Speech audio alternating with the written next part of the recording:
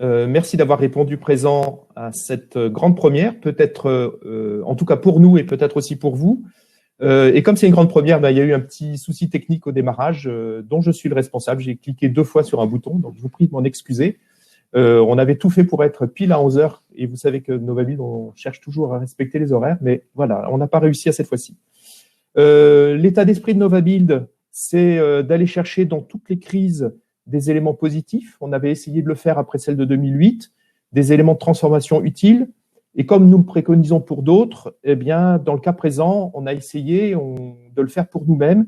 Et en créant cette semaine Novabuild 2.0, nous avons voulu créer une autre relation avec vous, avec nos adhérents, où tout en respectant la distanciation sociale qui est obligatoire, nous allons tenter de multiplier les occasions de liens sociaux entre nous pour préparer l'avenir. D'où le choix du sujet d'aujourd'hui. La crise sanitaire ne doit pas nous faire oublier l'urgence climatique et la contribution de notre secteur pour faire entrer notre pays dans la trajectoire bas carbone, dans la trajectoire vertueuse que nous souhaitons tous. Donc pour cette première, nous avons demandé au conseiller carbone résilience de Novabuild, Romain Marten, de nous faire un état des lieux. Donc je vais lui donner la parole pour une petite demi-heure et puis après nous aurons un temps d'échange entre nous.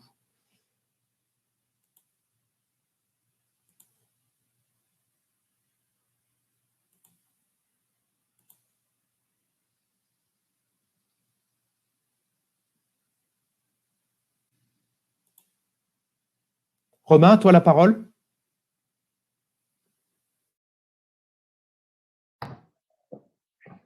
Bonjour à tous, est-ce que vous m'entendez bien? Les aléas de la première fois. Ok, super.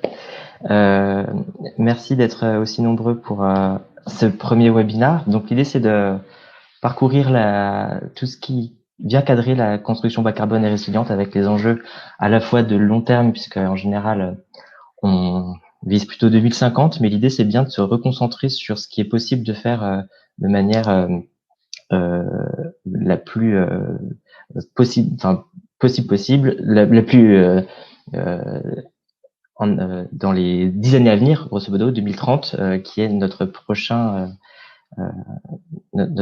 échéance. Je vais désactiver la caméra de manière à avoir une meilleure bande passante pour tout le monde. C'est parti pour la présentation.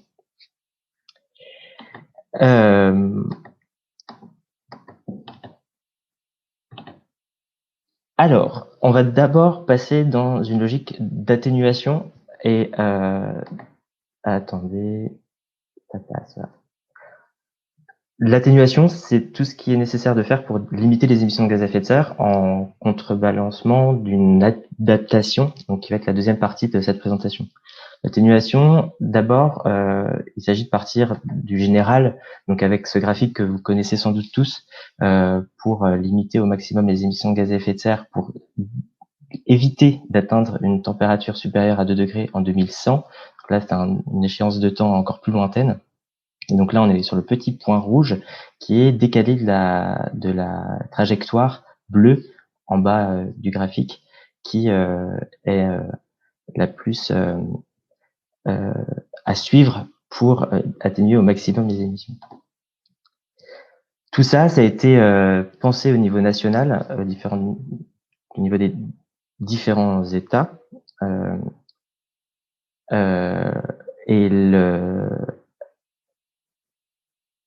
Alors, on me dit que le graphique n'est pas présent. Est-ce que...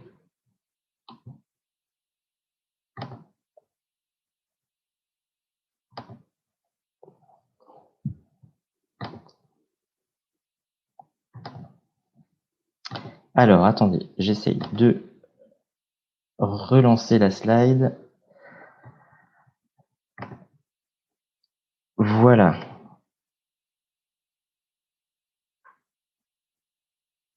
Est-ce que vous revoyez la slide tous? J'attends un petit retour. Donc là, on est sur la stratégie bas carbone, non.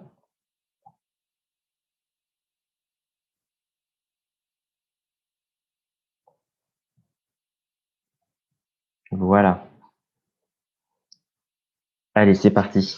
Donc, au niveau de la stratégie nationale bas carbone, elle a été élaborée en 2015 pour la COP21. Donc, l'idée, c'est de viser la neutralité carbone en 2050. Et grosso modo, cette trajectoire nous dit que en 2030, il faudra diviser par 2 nos émissions de gaz à effet de serre. En 2050, la division des émissions de gaz à effet de serre pour le bâtiment, c'est 95%, donc c'est un facteur 20.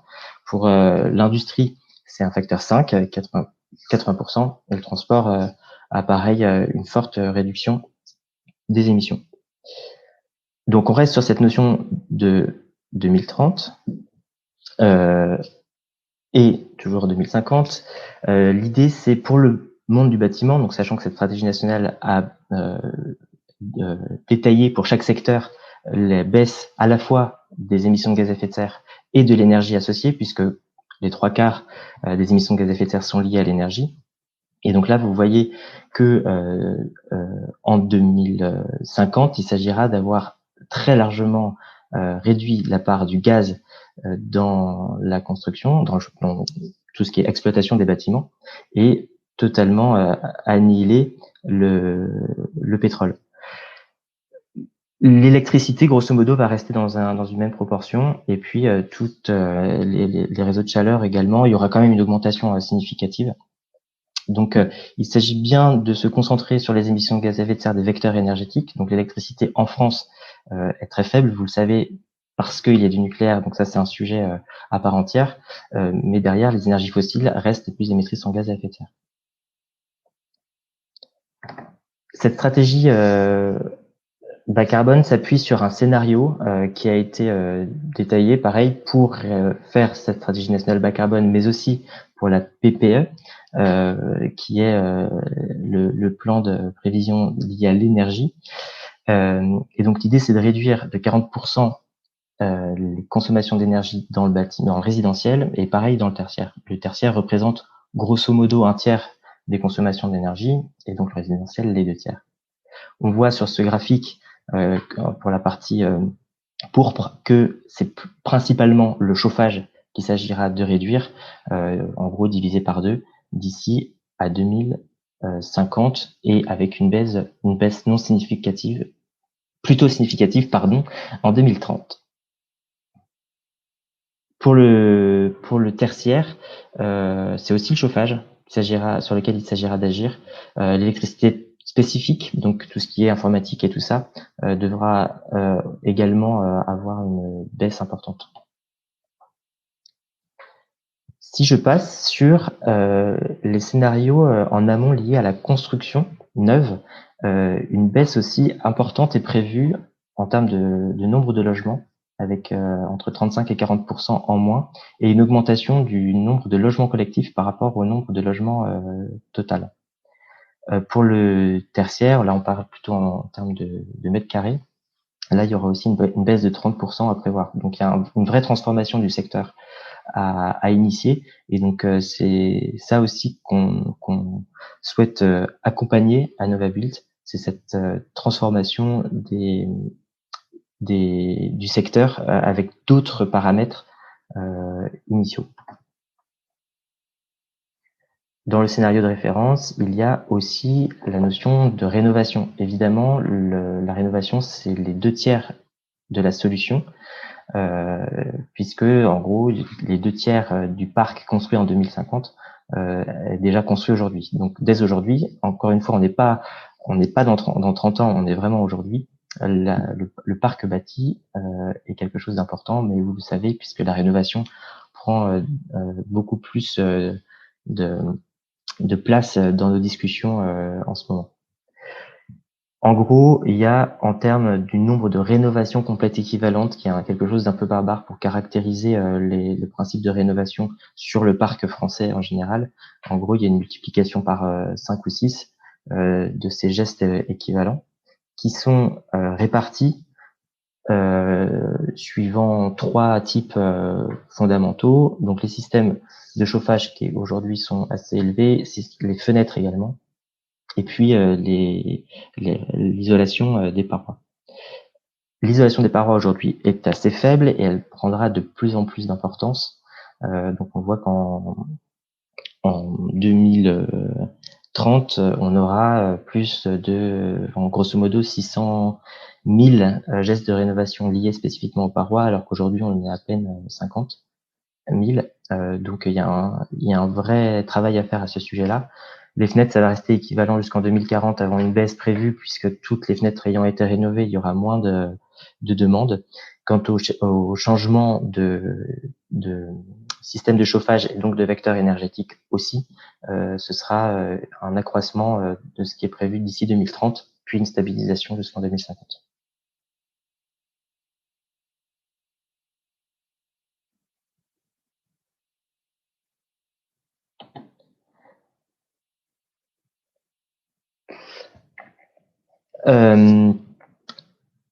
Toute cette stratégie-là a été mise en place donc en 2015. Elle a été revue l'année dernière et mise en débat. Donc la stratégie nationale bas carbone, deuxième version, est en cours et peut être consultée là sur le site du gouvernement. Et le Haut Conseil pour le climat a été mis en place l'année dernière pour vérifier que les émissions de gaz à effet de serre effectivement émises étaient en corrélation avec la stratégie. Il s'avère que c'était le cas pour l'industrie. Donc, vous pouvez le voir en bas à droite. En revanche, pour le monde du bâtiment, il y avait un gros écart de 16%. Pour le monde du transport, on était à 9%. Et au global, sur tous les secteurs compris, on était à 4%.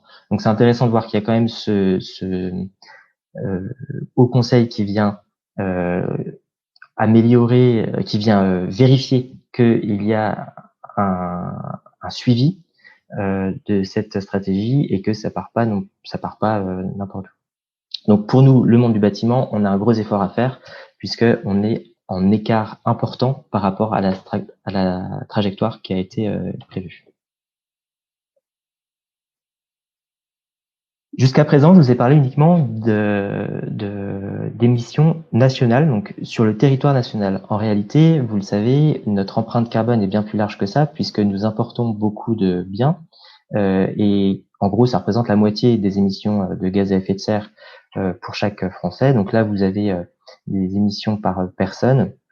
Et pour le secteur du logement, vous voyez donc dans la deuxième barre que donc ce qui est consommé directement par les ménages en termes d'énergie, donc Rémi, c'est en orange, et tout ce qui est lié à la construction et par rapport à des biens qui sont produits sur le territoire national, c'est en bleu foncé. Donc tout ça, ça représente la moitié, et l'autre moitié, c'est lié aux imports. Donc c'est important de prendre en compte cette notion d'empreinte carbone générale. En moyenne, un Français émet 11,5 tonnes de CO2 par an. Ce graphique-là, qui a été fait dans le cadre du référentiel bas carbone BBCA, est intéressant puisqu'il montre que le quartier dans son ensemble représente 40% des émissions de gaz à effet de serre de ces émissions globales d'un Français, et le bâtiment représente en gros le quart. Il faut avoir en tête que sur ces 11,5 tonnes, comme on l'a vu tout à l'heure, il s'agit de réduire par 6 les émissions de gaz à effet de serre d'ici 2050 et donc par 2 d'ici 2030. Donc il faut bien viser ces 6 tonnes en 2030, et c'est ce qui a commencé à émerger dans une proposition du BBCA, donc en faisant une sacrée amélioration au niveau du bâtiment. Vous voyez que du bâtiment, on est passé à 3,5 tonnes, de 3,5 tonnes à environ 1 tonne. Donc tout ça en faisant des gestes liés à la mutualisation du service des surfaces, à l'utilisation d'énergie renouvelable, à la séquestration de carbone par l'utilisation de matériaux biosourcés, etc., etc. Et donc c'est bien là-dessus qu'il s'agit de se concentrer maintenant pour voir comment on arrive à ça en 2030 avec les filières actuelles, et comment la transformation peut être faite pour arriver à ça. Évidemment, il y a aussi la notion de déplacement qui est corrélée, puisque c'est une grande part de ce qui se passe dans un quartier. Donc, une réflexion aussi est à faire. Et puis, sur tout le reste, c'est systémique. Donc tous les secteurs auront à discuter et à échanger ensemble de manière transdisciplinaire pour qu'il y ait une logique d'ensemble qui se dégage de tout ça et qu'on réussisse à cette division par 2 d'ici 2030.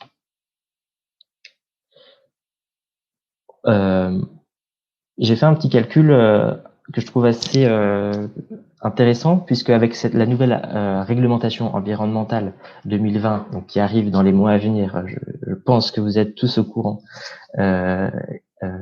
L'idée, c'est de viser le niveau carbone 2 du référentiel E plus C-, qui est en place depuis 2016 et qui a permis de commencer à avoir des notions d'émissions de gaz à effet de serre par mètre carré de bâtiment. Et ce que je trouve intéressant, c'est de transformer ça en émissions par habitant, non plus par mètre carré, mais bien par habitant. Si on prend une hypothèse de 40 mètres carrés par personne, on se rend compte qu'aujourd'hui, quand on construit un bâtiment, ça représente 10% des émissions de gaz à effet de serre d'un Français moyen, et donc avec un niveau carbone 1. Et si en 2030 ou en 2050, on vise un niveau carbone 2, donc l'idée pour suivre la trajectoire bas carbone, c'est de viser le niveau carbone 2 et dès 2030. C'est-à-dire qu'en 2030, tous les logements neufs devront avoir le niveau carbone 2 pour respecter la stratégie nationale bas carbone.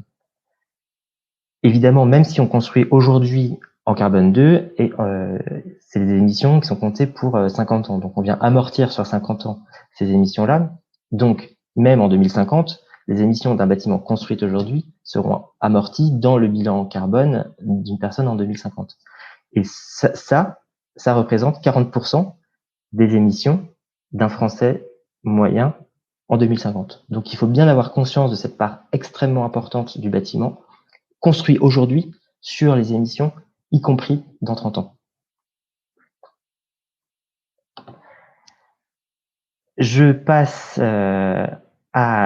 au dernier point assez intéressant qui est en train de se mettre en œuvre, c'est la zéro artificialisation nette. Donc là, en dézoomant un peu et en n'étant plus concentré sur le bâtiment, mais bien en réfléchissant sur les aménagements dans leur ensemble, et dans l'aménagement du territoire même plus largement.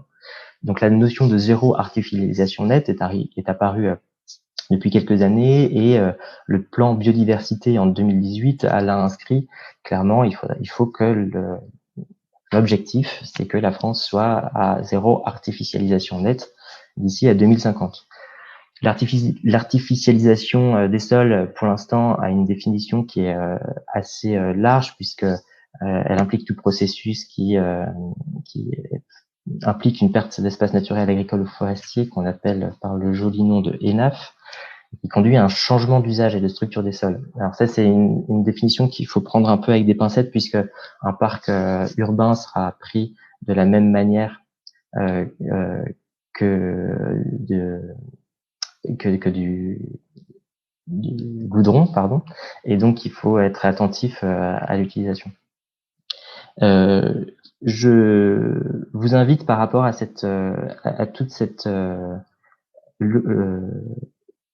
logique de zéro artificialisation nette de lire le livre de Sylvain Grisot qui le détaille de manière très intéressante, que j'ai pas encore terminé, mais qui commence par ça et vraiment je trouve que c'est très éclairant. Donc l'urbanisme circulaire de Sylvain Grisot. En termes de zéro artificialisation nette, l'habitat, c'est 42% des causes de l'artificialisation des sols. Les réseaux routiers, c'est près de un peu plus d'un quart. Et ensuite, on a le reste. Donc clairement, notre secteur a beaucoup à faire. On arrive aux conséquences de cette zéro artificialisation nette et pourquoi il s'agit d'être très attentif à ça. Donc évidemment, il y a une notion de perte de la biodiversité par rapport aux paysages qui sont impactés.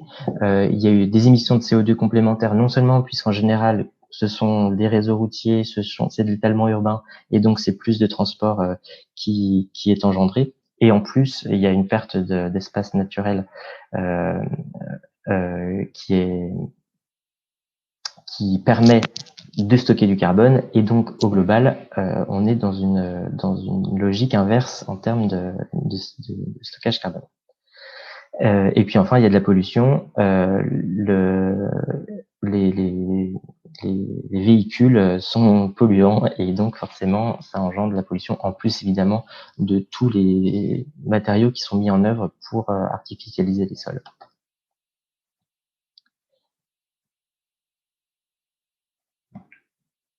Cette artificialisation-là, elle a été décorrélée de l'augmentation de la population. La population a augmenté de 20%, alors que l'artificialisation des terres a augmenté de 70%. Tout ça parce que l'habitat individuel a été privilégié, les entreprises ont été incitées à s'installer en périphérie de ville, et puis il y a beaucoup de logements vacants. Et donc ça, c'est quelque chose à vraiment avoir en tête pour se rendre compte que il y a vraiment une décorrélation entre l'augmentation de population et ça. Et donc, de revoir toutes nos pratiques dès la base est important pour limiter l'artificialisation. Alors, ce graphique est un peu complet, peut vous paraître un peu barbare, mais je le trouve vraiment intéressant puisqu'il permet de bien comprendre les paramètres qui peuvent agir sur la zéro artificialisation nette. En gros, aujourd'hui, on est avec du renouvellement urbain de 42%, c'est-à-dire que 42% des surfaces construites se font sur des parcelles déjà artificialisées, avec une densité bâtie de 0,15, donc 15 mètres carrés bâtis pour une surface au sol de 100 mètres carrés. Si on restait dans ce schéma-là, on aurait une augmentation de 44% d'ici rapidement en fait.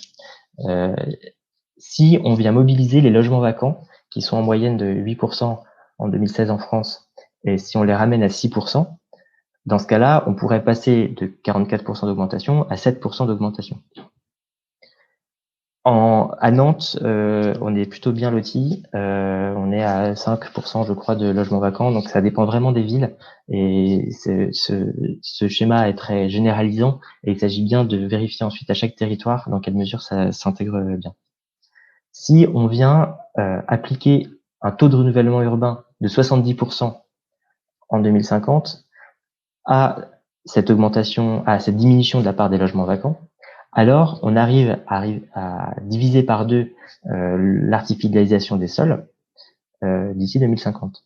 Par contre, si on augmente la densité bâtie en passant de 0,15 à 0,45, donc si on triple la densité bâtie, alors on arrive à diviser par 6 ou 7 l'artificialisation. Donc on voit que la densité bâtie est un paramètre extrêmement impactant et qu'il s'agit de bien l'avoir en tête pour pouvoir faire des opérations qui soient la plus économe en surface. Et ensuite, la renaturation, c'est bien la dernière des choses à faire, donc en termes de compensation, de manière à pouvoir compenser le petit bout artificialisé. Et donc c'est pour ça qu'on parle de zéro artificialisation nette, c'est qu'à un moment donné, il y a des logiques qui font qu'on peut difficilement on peut difficilement ne pas artificialiser, et donc le peu qu'on artificialise, on vient faire de la renaturation derrière. Donc voilà, pour ce qui concerne la baisse des émissions de gaz à effet de serre et l'atténuation des règlements climatiques. En parallèle, il y a l'adaptation et la résilience pour pouvoir s'adapter aux conséquences du dérèglement climatique qui sont d'ores et déjà présentes. Et l'idée est bien de l'intégrer dès maintenant, car encore une fois, les bâtiments qu'on construit maintenant, les infrastructures qu'on construit maintenant, le sont pour de très nombreuses années. Comment amortir un choc, sachant que on peut imaginer pour réduire la température mondiale en 2100 à 1,5 degré, il faudrait pouvoir avoir des impacts, une diminution de comportement importante en termes de beaucoup de choses. Bon, on voit aujourd'hui que c'est possible pour une courte période dans notre cas actuel, mais après, l'idée est de penser sur le long terme. Donc, il est important de voir dans quelle mesure c'est possible et dans quelle mesure quelles sont les mesures à mettre en œuvre en termes de comportement, mais pas seulement, pour pouvoir s'adapter aux risques climatiques. Les risques climatiques qui sont synthétisés dans plusieurs documents. Donc, il y en avait sur le WWF qui faisait peur. Alors, je préfère ces documents qui sont un peu plus scientifiques, qui permettent de répertorier sur la carte les différents risques pour chaque région. L'idée, c'est pas de les lister, c'est simplement de dire que les recherches commencent à être approfondies sur ces notions d'adaptation. Et l'idée, c'est de bien comprendre le territoire pour savoir comment s'adapter et ne pas être à côté de la plaque par rapport aux événements futurs. Donc, par exemple, par rapport à la chaleur, puisque c'est la première chose qui revient en règle générale, on aura peut-être un doublement du nombre de journées chaudes. Alors, attention, journée chaude, ça veut dire température maximum supérieure à 25 degrés. Donc, suivant que la température est de 26 degrés ou de 42 degrés, c'est pas la même chose. Donc, c'est l'intensité des pics de chaleur qui est encore difficilement caractérisable. Mais on voit bien que les scientifiques craignent de plus en plus de canicules dans les années à venir. Donc, nos bâtiments, qui sont des lieux de refuge, de réconfort, il s'agit qu'ils prennent en compte dès maintenant ces difficultés-là. Et aujourd'hui, un bâtiment sans protection solaire à l'ouest notamment, comme on le voit encore, ça paraît très étonnant au vu de ces canicules qui vont arriver de plus en plus souvent. Ensuite, donc on a forcément le nombre de jours de gel qui diminuera, donc ça sera plus un impact sur l'agriculture que pour nous, mais c'est bon de savoir dans quelle mesure ça diminuera. Quant à la pluviométrie, en fait, ce qu'on se rend compte, c'est qu'en termes de volumétrie, il y aura toujours à peu près la même quantité d'eau qui tombera. En revanche, ce qui est très difficile à prévoir, c'est l'intensité. Et donc, ce sera peut-être des épisodes moins nombreux et plus intenses, et qui donc perturberont le cycle de l'eau dans son ensemble. Et c'est ça la difficulté, c'est que si on a énormément de pluie en hiver et des grandes sécheresses en été, même avec une même quantité d'eau, ce sera pas de la même gestion par le reste. Romain, il te reste sur le papier 5 minutes. Très bien.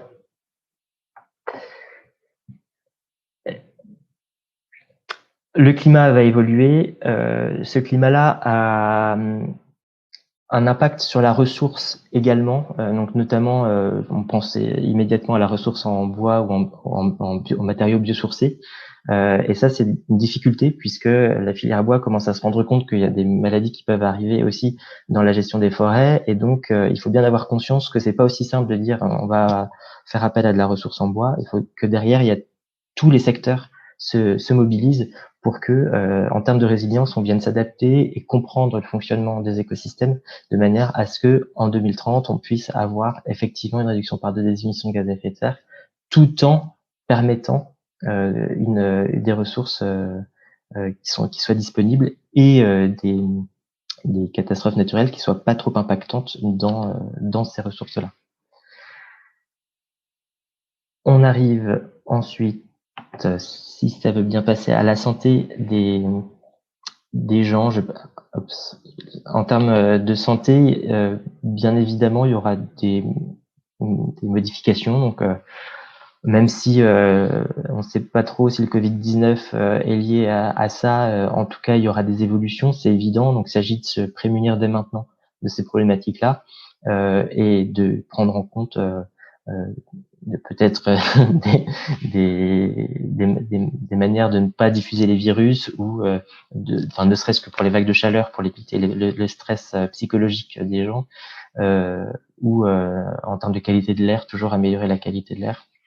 Et puis énormément d'autres problématiques de santé qui peuvent arriver. Donc l'idée c'est pas d'être catastrophiste, mais c'est de comprendre dans quelle mesure ça arrive, encore une fois, et de petit à petit adapter nos pratiques pour prendre en compte ça à l'intérieur des bâtiments et des infrastructures qu'on construit ou qu'on rénove.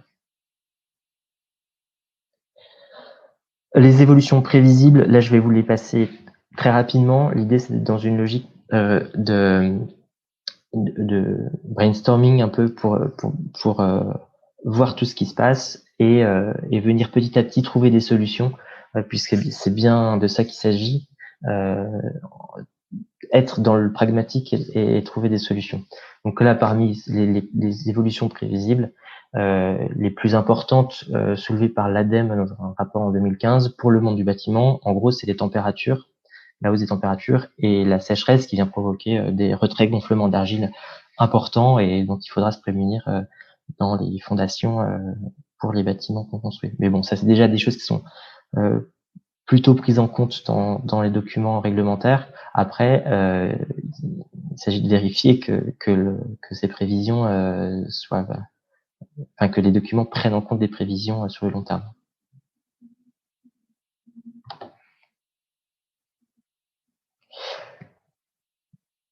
Là, je vais passer assez rapidement sur les slides. L'idée, c'est de dire qu'il y a des choses qui se mettent en place, qu'il y a des choses qui existent. Et donc,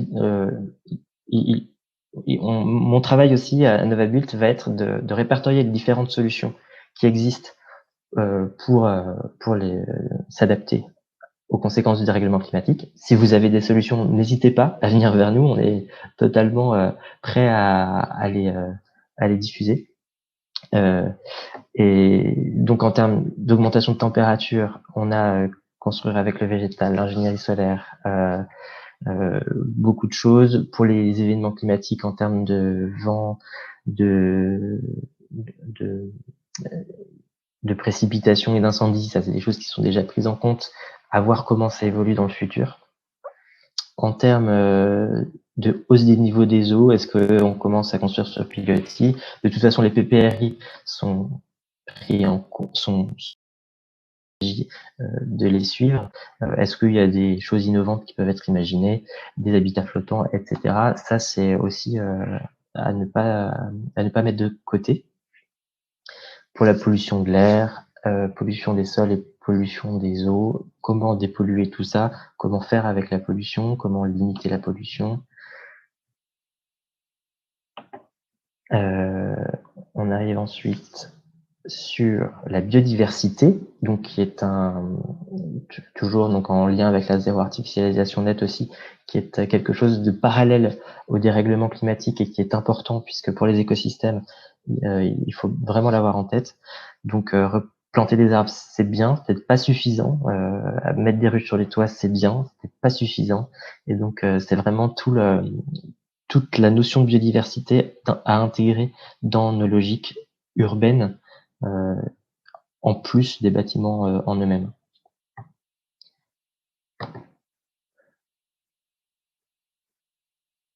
Ensuite, pénurie alimentaire et eau potable et sécheresse aussi, puisque il y aura des problématiques en termes d'agriculture. Donc, voir comment la ville peut être une aide pour ça, comment intégrer ces problématiques de gestion des eaux et d'agriculture dans nos bâtiments et dans nos aménagements urbains ou paysagers. Donc étalement urbain et raréfaction des terres agraires, donc ça c'est clairement la problématique de la zéro artificialisation nette, en tout cas que la zéro artificialisation nette essaye de résoudre, donc avec une redensification, une reconstruction de la ville sur elle-même, une mutualisation des espaces, et non pas forcément une création d'espaces complémentaires, c'est vraiment une mutualisation des espaces existants pour diminuer la surface au total. Donc tout ça, c'est à réfléchir. Et puis enfin, ne pas oublier que même si la technologie parfois peut être intéressante, la technologie en elle-même demande des ressources et il s'agit de bien mettre en regard des technologies utilisées les ressources qui sont nécessaires à ces technologies-là et qui sont pas infinies comme tout ce qui est présent sur cette planète. Donc c'est facile de le dire. Après, il s'agit juste de vérifier dans les faits que le besoin technologique qu'on utilise n'est pas superflu par rapport aux besoins réels qu'on attend. Voilà, donc je vous ai un peu brassé l'ensemble de ces solutions sur l'adaptation et la résilience. Donc encore une fois, l'idée, c'est d'aller vers un catalogue de solutions qui va se monter petit à petit. Ce sera dynamique de manière à intégrer le maximum de choses pour que tout le monde puisse avoir des outils pour pouvoir intégrer dès maintenant les problématiques d'atténuation et d'adaptation au dérèglement climatique. Voilà, nous sommes votre allié Solutions Climat et je vous remercie beaucoup pour m'avoir écouté C'est quelques minutes. Merci Romain. Alors, on a maintenant une bonne vingtaine de minutes pour répondre à des questions. On en a quelques-unes qui ont déjà apparu. Si on reprend au début, les effets du réchauffement climatique sur la stratégie, est-ce que dans les modèles, on a bien intégré les effets du réchauffement et notamment sur les impacts en termes de besoin de chauffage?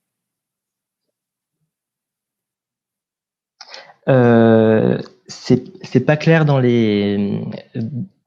c'est pas clairement exprimé comme ça dans les documents. Cependant, il semble quand même qu'il y ait une prise en compte de la baisse des consommations de chauffage et d'une augmentation des consommations de climatisation dans les modèles. Donc a priori c'est quand même pris en compte. Très bien. Alors, il y a une grosse part et beaucoup de questions sur le comportemental. Moi, qui me fait penser aussi que quand nous, les professionnels, on met le paquet sur le comportemental, on a tendance à dire donc c'est pas notre problème à nous, c'est plus le problème des autres. On a noté que c'était jusqu'à 60% sur le comportemental. Donc, si on repose la question autrement, c'est comment nous, on peut influer sur ce comportemental-là pour arriver à atteindre les objectifs.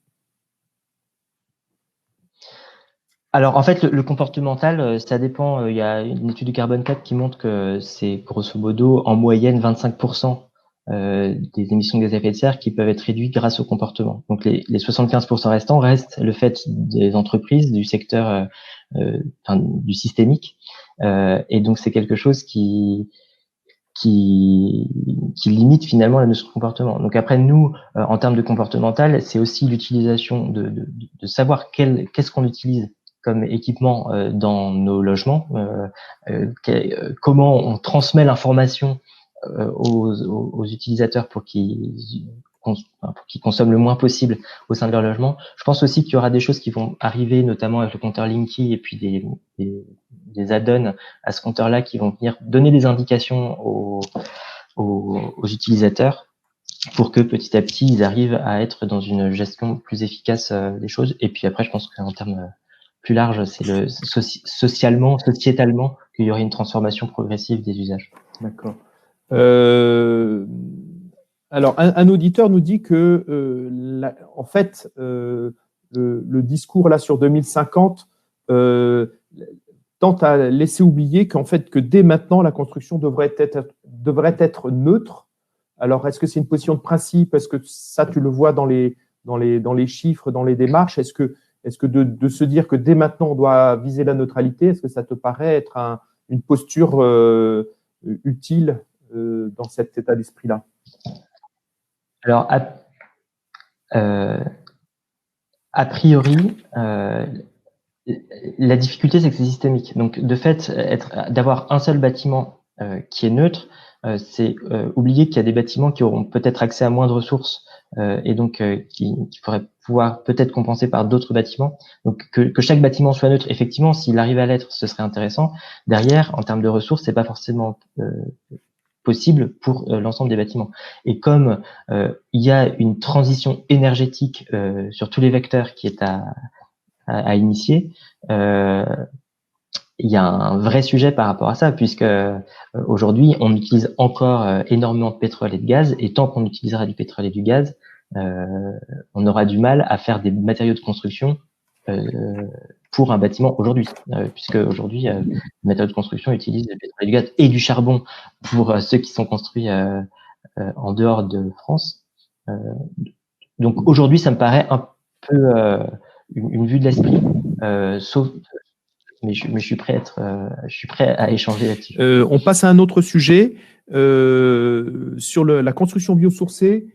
Certains se demandent si l'impact carbone de la construction biosourcée est bien évalué, et notamment la question du stockage biogénique du carbone, notamment par le bois. Alors, donc ça, c'est toute la fameuse discussion sur le stockage de carbone biogénique. Donc aujourd'hui, les fiches de déclaration environnementale et sanitaire qui sont disponibles sur la base IGNES ont comme principe qui est décrit dans des normes, notamment au niveau européen, que on ne prend pas en compte la dynamique de stockage. C'est-à-dire que à partir du moment où le matériau bois relargue du carbone en fin de vie, on prend en compte dans le bilan global de ces émissions le fait qu'il en a certes stocké pendant sa croissance, mais il le relargue à la fin de vie. Aujourd'hui, le gouvernement a entendu pour la réglementation environnementale 2020 que ça peut poser problème en termes de développement de la notion de stockage carbone et de permettre d'augmenter le stockage pour atteindre la neutralité carbone en 2050. De ce fait, il propose pour les calculs qui sont en train d'être élaborés pour fixer les seuils de la nouvelle réglementation environnementale, donc le gouvernement propose, et vous pouvez retrouver le document sur le site energiecarbone.fr, le fait d'amortir les émissions suivant le moment où elles ont été émises. C'est-à-dire qu'une émission de carbone qui est faite aujourd'hui sera plus impactante qu'une émission de carbone qui sera faite dans 50 ans. Donc, de ce fait, les matériaux bois seraient privilégiés si cette méthode est effectivement retenue dans la réglementation environnementale. Ok, Romain, peut-être tu pourrais mettre maintenant ta caméra, maintenant qu'on dit plus le PowerPoint. Ah oui, pardon. Ils ont envie de te voir, ton fan club là, qui est là. Et ils ont beaucoup apprécié ton intervention. On a eu plusieurs petits messages.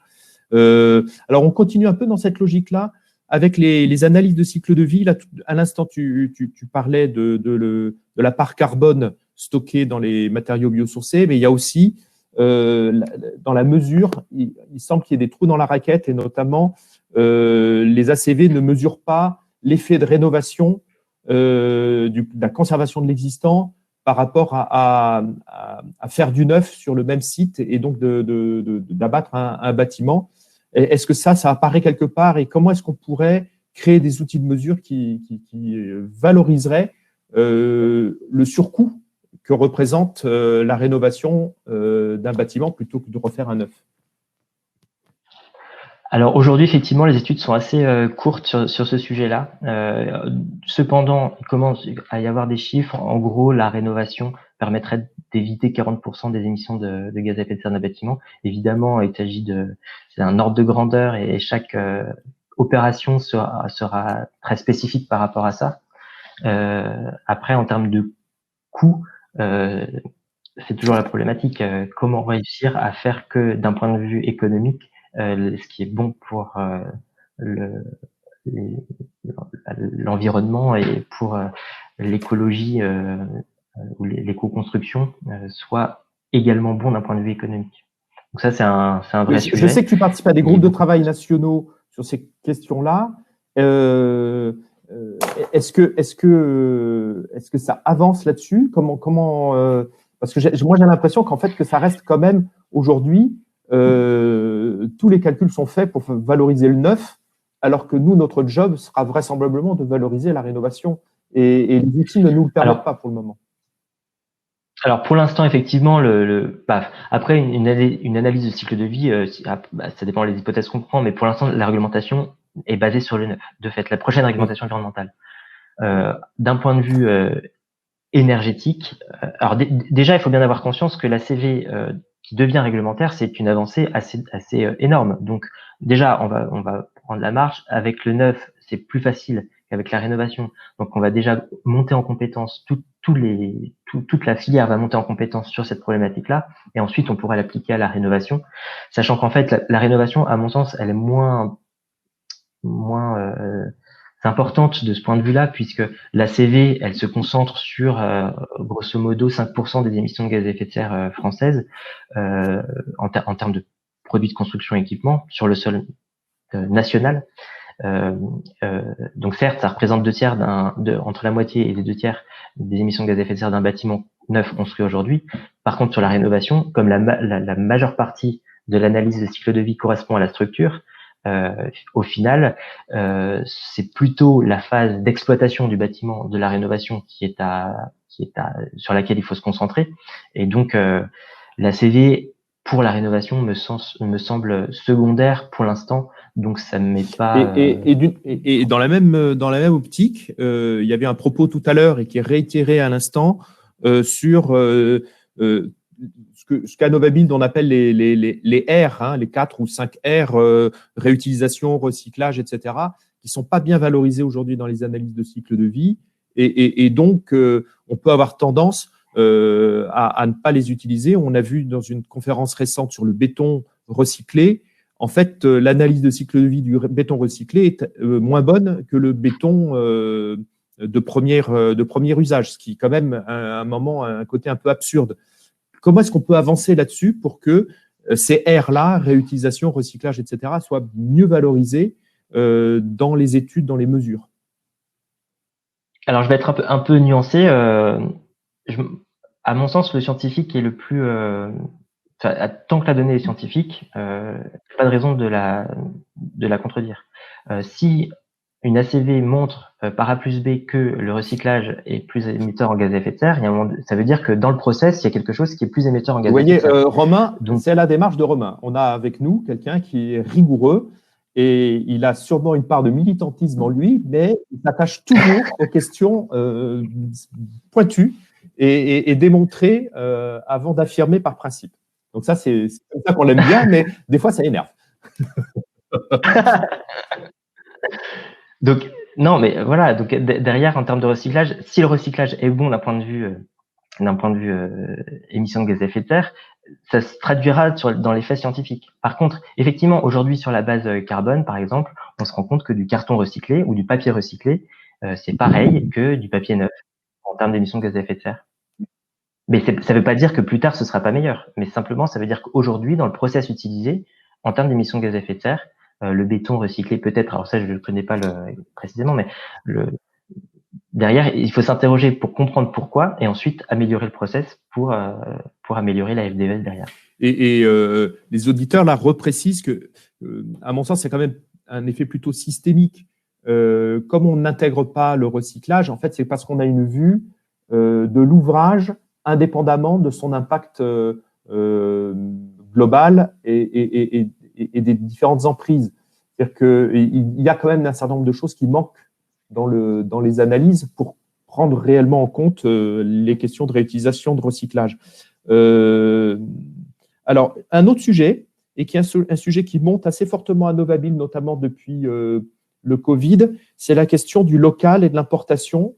Est-ce qu'on a une idée de la quantité de produits importés parmi les produits mis en œuvre, de notre dépendance de produits d'importation, de cette question de la relocalisation?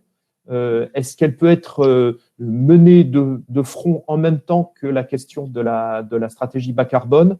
Alors, comme c'est quelque chose d'un peu récent, peut-être que tu peux trouver que c'est une question piège, mais est-ce que tu as une vision là-dessus, Romain? Alors, en gros ordre de grandeur, je pense que en gros c'est moitié-moitié. La moitié de ce qu'on met en œuvre est lié au territoire national et l'autre moitié en importation. Ça, c'est un peu plus intuitif par rapport aux chiffres que j'ai lus que quelque chose d'assez scientifiquement. La base Ignace et toutes les ACV,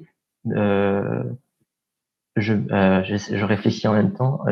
Peut-être que elles vont pouvoir nous donner des renseignements sur la part de transport, puisque ça fait partie d'un des cycles, d'une des phases du cycle de vie. Et donc petit à petit, les logiciels permettront peut-être de regarder spécifiquement cette phase-là. Enfin, je dis peut-être, non, ça nous permet ça. Pour l'instant, on est concentré sur les émissions de gaz à effet de serre. Donc, on a du mal à redécouper par phase, mais les logiciels nous le permettent. Donc, petit à petit, l'information et la donnée va remonter. J'ai un autre sujet. Tout à l'heure, on parlait de données climatiques, et notamment, tu avais un schéma sur les données climatiques en Pays de la Loire. Est-ce que tu as en tête les sources, et où est-ce que, si on veut savoir se projeter entre maintenant et 2050, est-ce qu'il y a des sources maintenant? Ouais, donc ça, c'est Météo France qui a fait un très bon site qui s'appelle DRIAS, les futurs du climat. Il est très clair. Et je crois que sur le site de Météo France, assez rapidement, on peut l'avoir dans prévision ou quelque chose, ou pas prévision, mais futur du climat, je pense, quelque chose comme ça. Mais de toute façon, sur mes diapositives qui vous seront transmises, toutes les sources sont mises et celle-ci en particulier. Donc, vous retrouverez. Et puis j'ajouterais qu'il y a une étude qui est en cours au Conseil régional. Elle n'a pas encore été publiée, mais il y a eu des publications intermédiaires, notamment par le Comité 21, sur la stratégie, la trajectoire d'ici 2050, avec donc tous les éléments climatiques qui sont dedans, intégrant les questions de Météo France, mais aussi d'autres sources. Donc ça, c'est aussi une publication qui est à venir, donc à suivre. Romain, à un moment, alors là, on sort peut-être des questions scientifiques, mais peut-être à ce moment-là, c'est du ressenti. L'un de nos auditeurs nous dit, mais j'ai de plus en plus de mal avec les questions de transition. Je pense que sous-entendu, il faut peut-être mieux parler de rupture, ou tant qu'on est dans la transition, on n'arrivera pas à diviser par deux l'émission de carbone. C'est une question. Oui, c'est une question. Comment tu ressens ça? En termes de point de vue, moi, c'est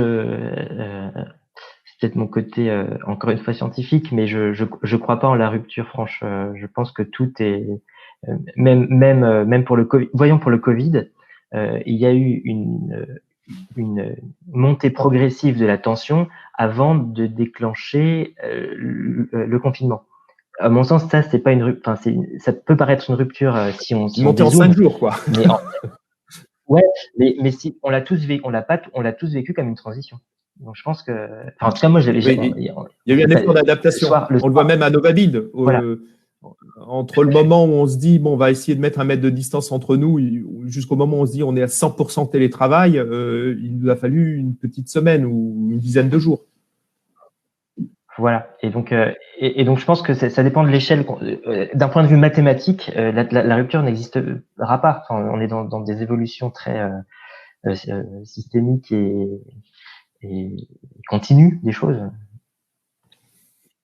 Mais effectivement, ça dépend de l'échelle, à quelle échelle on regarde. Donc derrière, je sais qu'il y a tellement et notamment dans notre secteur du bâtiment, il y a tellement d'inertie que je ne crois pas à la rupture. Par contre, je crois au fait de forcer, d'être très actif de manière à ce que, vu de loin, dans 10 ans, on puisse se dire, tiens, 2020, ça a été une rupture. Mais dans les faits, ce sera moins cassant que ça. En rétrospective. Alors, il nous reste une ou deux minutes. Justement, tu parlais de l'échelle et quelqu'un nous dit à l'instant, mais la résilience, c'est un mot un peu fourre-tout qui nous permet de parler à la fois du local, du national, de tout mélanger. Est-ce qu'on est en capacité de bien distinguer ce qu'on est capable de faire en local sur la résilience et de la vision globale, nationale? On voit bien la mondialisation sur une épidémie comme celle du Covid. Comment on peut ne pas baisser les bras en local alors que beaucoup de choses sont mondialisées? Eh bien, c'est tout l'enjeu de ce qu'on essaye de faire, c'est de voir comment relocaliser tout ce dont on parle au niveau plutôt global et de territorialiser ça. Ça me fait penser au bouquin de Bruno Latour, Où atterrir, qui vient vraiment parler de terrien, de terrestre.